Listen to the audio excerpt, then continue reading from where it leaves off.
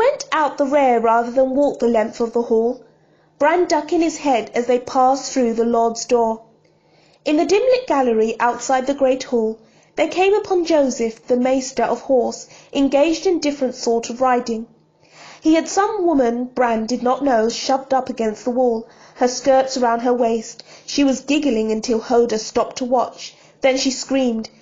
"Leave them be, Hodor," Bran had to tell him. "Take me to my bedchamber."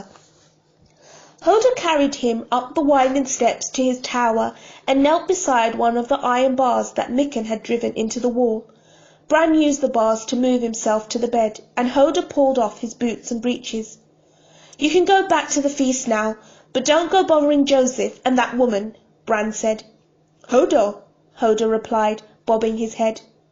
When he blew out his bedside candle, darkness covered him like a soft familiar blanket. The faint sound of music drifted through his shuttered window. Something his father had told him once when he was little came back to him suddenly. He had asked Lord Eddard if the Kingsguard were truly the finest knights in the Seven Kingdoms. "No longer," he answered, "but once they were a marvel, a shining lesson to the world." "Was there one who was the best of all?" "The finest knight I ever saw was Sir Arthur Dane, who fought with a blade called Dawn, forged from the heart of a fallen star. They called him the Sword of the Morning, and he would have killed me but for Howland Reed." Father had gotten sad then. He would say no more. Bran wished he had asked him what he meant.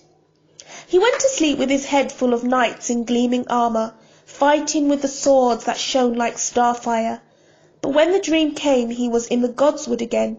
The smells from kitchen and the great hall were so strong that it was almost as if he had never left the feast. He prowled beneath the trees, his brother close behind him.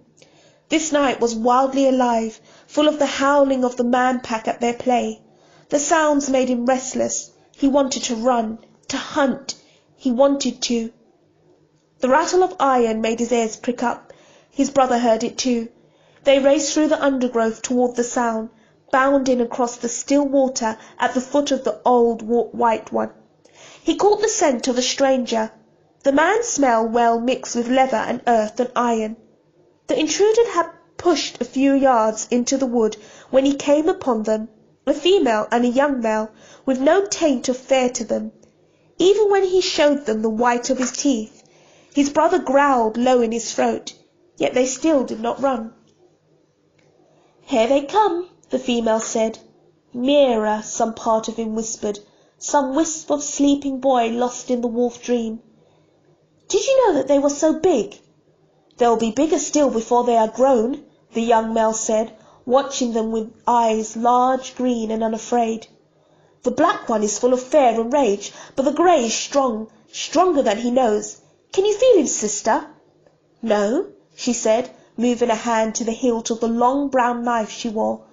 "Go careful, Jojen. He won't hurt me. This is not the day I die." The male walked toward them unafraid, and reached out for his muzzle.